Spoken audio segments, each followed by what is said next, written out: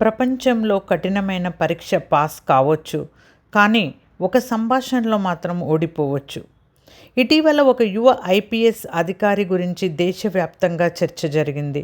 ఈ సంఘటనలో నిజం ఏమిటో చట్టం నిర్ణయిస్తుంది. అందుకే వ్యక్తుల గురించి తీర్పు ఇవ్వడం కాదు, ఈ సందర్భం మనకు నేర్పించే పాఠం గురించి మాట్లాడుకుందాం. ఒక వ్యక్తి ప్రపంచంలోనే అత్యంత కఠినమైన పోటీ పరీక్షను పాస్ కావచ్చు.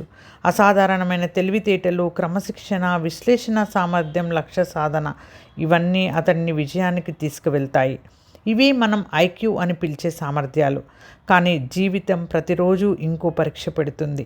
అక్కడ ప్రశ్నాపత్రం ఉండదు, మార్కులు ఉండవు, ర్యాంకులు ఉండవు. కానీ మన మాటలు, మన స్పందనలు, మన భావోద్వేగాలు, మన నిర్ణయాలే ఫలితాలు నిర్ణయిస్తాయి. ఒక క్షణం కోపంలో మాట్లాడిన మాట, ఒక హద్దు దాటిన ప్రవర్తన, ఒక తప్పు నిర్ణయం సంవత్సరాల కష్టంతో సంపాదించిన గౌరవాన్ని క్షణాల్లో కోల్పోయేలా చేయవచ్చు. అందుకే ఐక్యూ ఉద్యోగాన్ని సంపాదించపెట్టవచ్చు, ఈక్యూ ఆ ఉద్యోగంలో నిలబెడుతుంది. కానీ నేటి ప్రపంచంలో అంతకంటే ఎక్కువ అవసరమైనది కాన్షియస్ కమ్యూనికేషన్. ముఖ్యంగా మహిళల జీవితంలో ఇది మరింత కీలకం.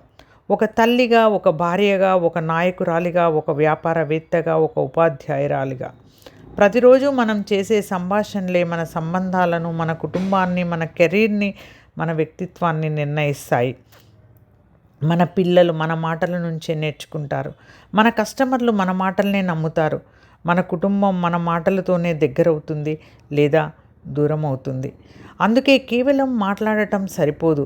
ఎప్పుడు మాట్లాడాలి, ఎలా మాట్లాడాలి, ఎప్పుడు వినాలి, ఎప్పుడు మౌనం అవసరం, ఎలా విభేదించాలి, ఎలా హద్దులు పెట్టాలి, ఎలా బాధ పెట్టకుండా నిజం చెప్పాలి, ఇవన్నీ నేర్చుకోవలసిన జీవిత నైపుణ్యాలు. ఎందుకంటే ఐక్యూ మీకు అవకాశం ఇస్తుంది, ఈక్యూ మీకు సమతుల్యతనిస్తుంది. కానీ కాన్షియస్ కమ్యూనికేషన్ మీ వ్యక్తిత్వాన్ని, సంబంధాలను, న్యాయకత్వాన్ని నిలబెడుతుంది. మనం ఉపయోగించే ప్రతి మాట ఒకరిని గాయపరచవచ్చు, అదే మాట ఒకరిని గెలిపించవచ్చు కూడా. అందుకే words can heal, learn them consciously.